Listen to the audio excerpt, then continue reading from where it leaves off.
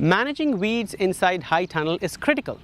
That is because weeds compete with your cash crop for nutrients. They can also serve as areas where your pests and diseases hang around, and then when your cash crop is planted, they move from the weeds to your cash crop.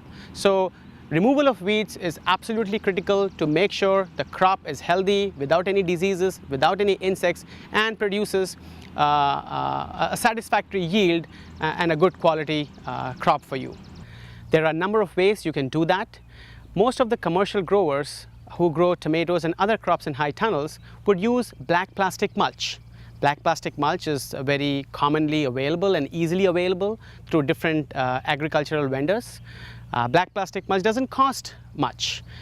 Usually growers would plant their tomato crop on either raised bed or flat bed using black plastic mulch. The cost of the black plastic is anywhere from $130 to $150 for a 4 feet wide and 4,000 feet long roll. Typically, the plastic mulch comes as a black plastic mulch, which you can see here. This is a black plastic mulch, 4 feet wide. And then you have another type of plastic mulch which is called the white on black. So in this case, you can see one side is white and the other side is black.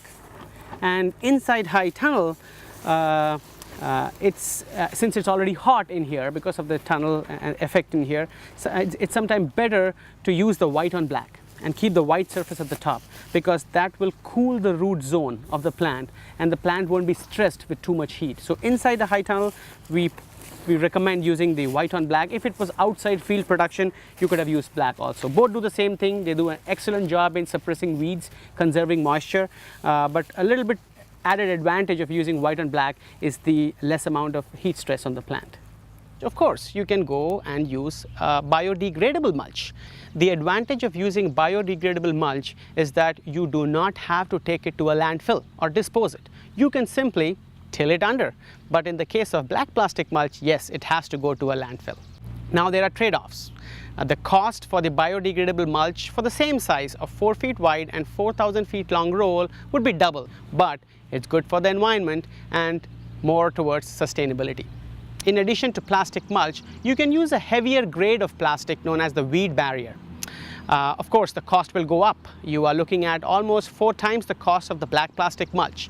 But what a grower would do inside a high tunnel is that they would cover the entire ground with that weed barrier, that heavier woven plastic, which has advantages in terms of its shelf life.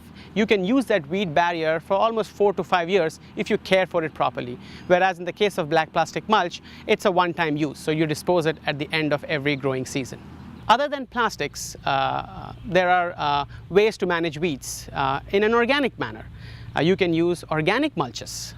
Organic mulches, for some of the examples, are like straw. You can spread straw between your tomato plants or other crops that will keep the weeds at bay. Do not allow light to go in, similar to the black plastic mulch.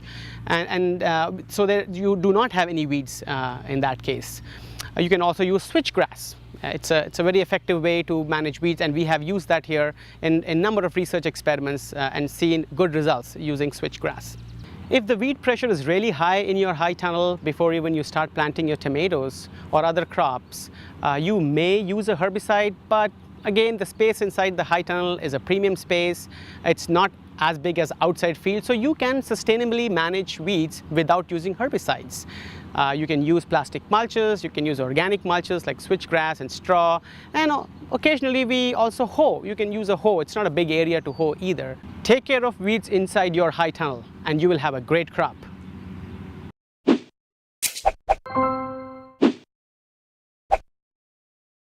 Top 5 issues when you're growing tomatoes inside high tunnels. Number 1, leaf mold. Yes, leaf mold. And you would have seen it. Leaf mold is caused by a pathogen which is a fungus called Passiflora fulva.